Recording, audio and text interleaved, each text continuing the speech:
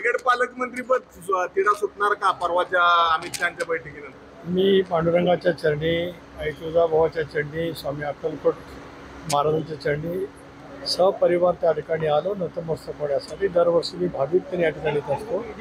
कुठलीही अपेक्षा मनामध्ये न ठेवता निरपेक्ष बुद्धीने आपण परमेश्वराची आलोचना केली की त्याच्यातून एक सात्विक समाधान मिळत असतं.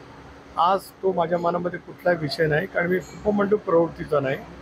पांडुरंगाच्या चरणी दर्शन घ्यावं आणि अवघ्या महाराष्ट्राला बळीराजाला सुखीचे दिवस यावेत, हीच आज पांडुरंगाच्या चरणी प्रार्थना आहे. पण ज्या पद्धतीने राज्यात कुरघोडी चालू आहे, राष्ट्रवादी असेल आणि यांची शिंदे सेनेमध्ये ज्या पद्धतीने सर्वच ठिकाणी दिसायला लागले. मी सांगितलं की मी एक सात्विक आहे, माझ्यावरती संस्कृती आहे. आज पांडुरंगाचं दर्शन, आई तुळजाभवानीचे दर्शन, स्वामींचं दर्शन एकदा निष्कामपणाने आपण घ्यायचं, प्रार्थना करायची महाराष्ट्रासाठी. ती महाराष्ट्रासाठी प्रार्थना त्या ठिकाणी केली. यापेक्षा आज काही विषय नाही. शेकापचा प्रभाव संपतोय की जयंत पाटलांच्या कार्यपद्धतीला कंटाळून त्यांचं घरात मला माहित नाही. शेवटी आता प्रत्येक राजकीय पक्ष आपापल्यापर्यंत काम करत असतो, त्याबद्दलही काय मला आज काय बोलायचं नाही.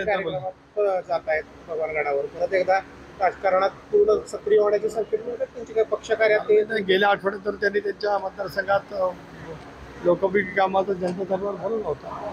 दोन राष्ट्रवादी एकत्र येण्याच्या ज्या काही टोकाच्या हालचाली सुरू झालेल्या आहेत, या वाटते आता पांडुरंगाला काय मागेल?